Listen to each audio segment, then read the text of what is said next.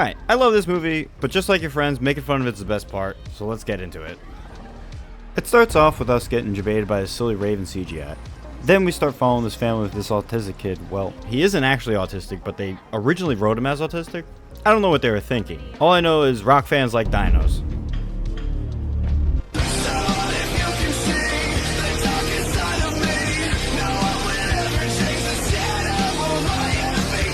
We also see this other kid, Zach, and he has a girlfriend that he clearly doesn't love. Like, why is this even a subplot in a movie about dinosaurs? But we find out this is a kid's trip. Low-key, why can't the parents go, though? Like, this is a crazy-ass vacation they're taking. I know we find out they're splitting up, but, like, visiting Jurassic World? This ain't no Disneyland. But how many pounds? Is he autistic, or why include this? Is he a freaking Pokemon? Like, huh? Not even 5 minutes in, Zach's already trying to cheat on his girlfriend. Just look at this top tier Riz. This movie also loves to jerk off its JP fans with nostalgia just shot onto your face like Riley Reid in a gangbang the whole movie. Claire then tries to say no one is impressed by a dinosaur anymore. Bitch, who is? Because they wouldn't be visiting the only fucking island in the world with dinosaurs. We get this breakdown of what the Indominus Rex is and blah blah blah. It definitely is gonna eat people, we know.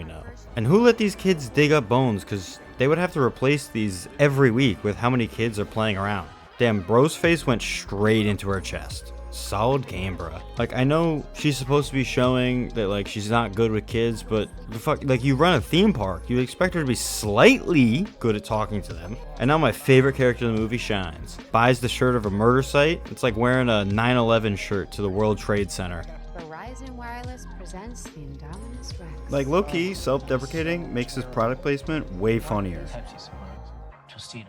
Security said The control lady tells us they gave him 5 milligrams of carfentanil. I don't know if you know how strong that is, but it's 100 times stronger than normal fent. Alright, well, we see the helicopter land and the park owner is flying, but this guy ain't even got his license yet. Fuck getting that no shot. He then asks Claire how the park's doing and she gives him some stats, but he wants to know, like, how the animals are doing. Like, how is she supposed to know? She's the numbers girl. If you want a hypothetical answer, just get out of the chopper and go visit your park. This man can't fly the fuck. Oh, he's back to being good. Still no chance of getting in there. Billionaire then tries to tell the working class people, spend a day at a beach. Yeah, alright, buddy. You pay me more and I might.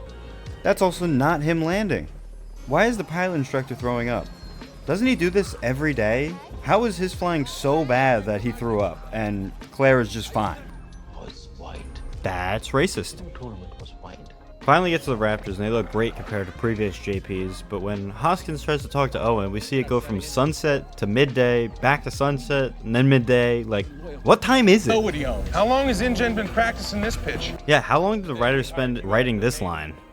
Nah, that intern's toast. Ain't nobody jumping into a pit of Raptors for a guy they don't know.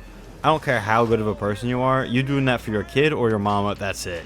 This little kid absolutely violates the baby Bronchiosaurus. Like, he's gotta get a charge for that, or I'm throwing hands with a 6-year-old. Ain't nobody doing that. Not my joke, but Cinnamon Sins said it once and I'll never forget it. But those walking balloons are just a ripoff, selling you a balloon with less helium than the flying pterodactyl ones. Bruh, Mercedes must have dropped a bag on this movie. It's like every 20 minutes for the rest of the film.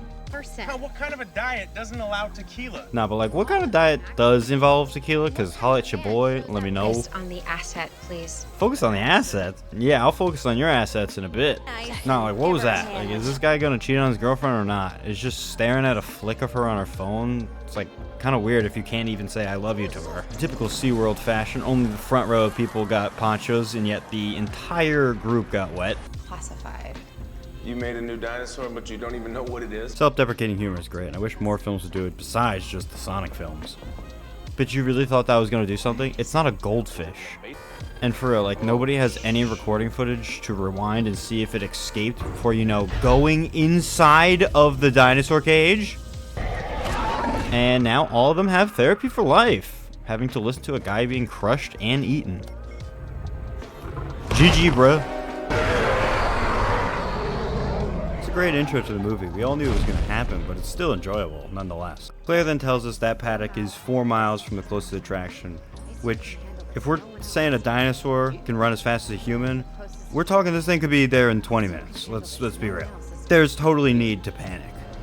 We get this dumb I had a wolf speech about this guy's wolf pet attacking his wife. Like, it's supposed to make us care about him more. I don't know. It's kind of pointless. Zach's laying the Riz on thick when little cockblock gets all depresso espresso and completely deflates that bonero. Point you have to grow up. And I know it's only here to make the whole "it's time to grow up" comment, but was this really necessary? Did we really need this subplot in a dinosaur movie? It doesn't help the plot at all. Why do you gotta make the audience think about that sad shit? We have $26 million. $26 million? Seems low-key cheap as hell for a killing machine dinosaur. Hell, I'd get one if I had more than $26. Tracking implant, she clawed it out. How would it know to do that? Jesus Christ, are the writers even trying? I'm gonna go suck on a shotgun after hearing that one. And now the murder spree has begun. I don't really know what they were thinking those wizard staffs were gonna do, but they didn't do Diddy, just like the Diddy cases didn't do shit. Here. Come on, why you gotta hit my man Jake's dinos? For millennia that way. So now, even if At what we point do you ever tell merge this kid to around, we shut still up? have bones to- Oh, nice. You're welcome. Dude, I know when Universal got the script for this, all they saw was dollar signs from the profits they were gonna make on their own rides. It's crazy. Billionaire Bro learned absolutely nothing from The Amazing Spider-Man, and now he's relearning the same thing. A monster is a relative term.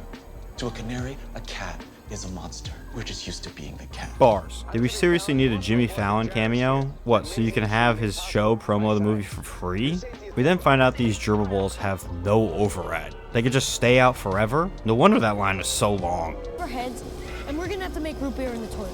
So little bowl cut knows about prison prune wine but doesn't know it's alcohol? Oh yeah, I love pinball machines. The world's greatest aunt then calls her nephews that I don't know if there was a worse time. And now the kids are about to be swallowed. And I guess the Indominus Rex is stronger than a 50 caliber bullet because that glass stood no chance. And somehow those kids outrun the Indominus despite only being a few seconds behind them. I don't really know because it was out of the trees here and then comes out again here. I don't know, man. Plot armors on these kids is strong. Another shameless Mercedes ad. I know they were trying to reminisce back to the first JP where we see them and it's magical, but I don't know, it low-key looks fake. I know it is, okay? But it doesn't do anything for me, that's all. We then see them find the eaten gerbil ball, and Dumbo screams out as if there wasn't just a dinosaur around the area loose or anything. I swear, the IQ of these characters. She then takes off some clothes or whatever and says she's ready to go. Yeah, ready to go click the link tree and sub for $4.99.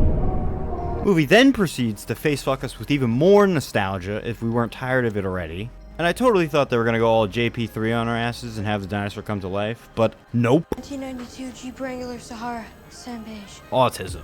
Then have the dumbest yet dopest CEO out there take matters into his own hands and will fly the helicopter on the kill mission. And I know the joke is exhausted at this point, but it's clear a man wrote and directed this, because how the hell is she still in heels this whole time?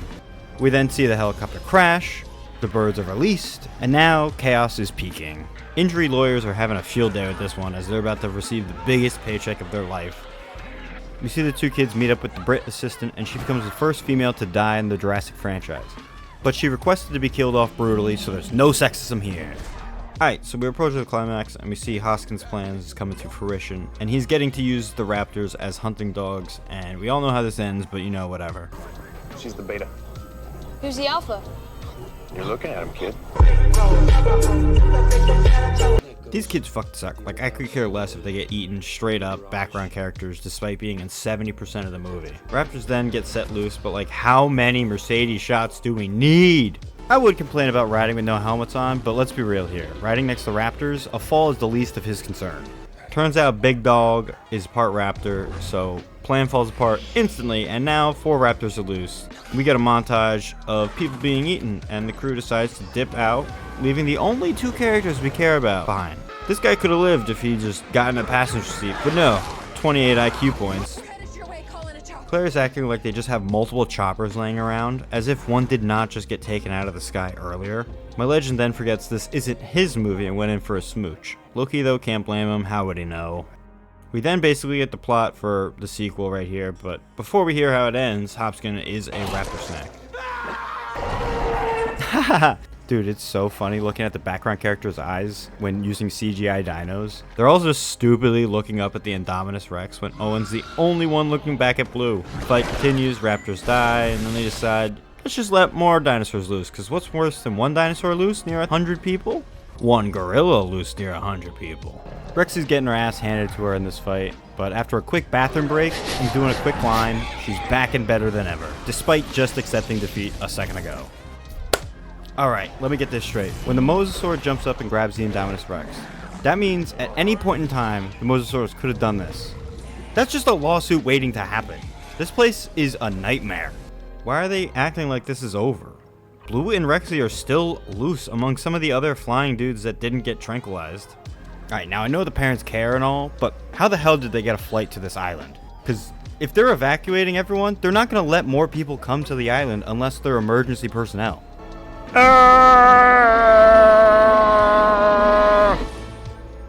Thanks for watching. Hopefully you enjoyed and leave a like, but if you want to see more videos, check out some of my others, or leave me a comment on a film you want me to do next. Peace.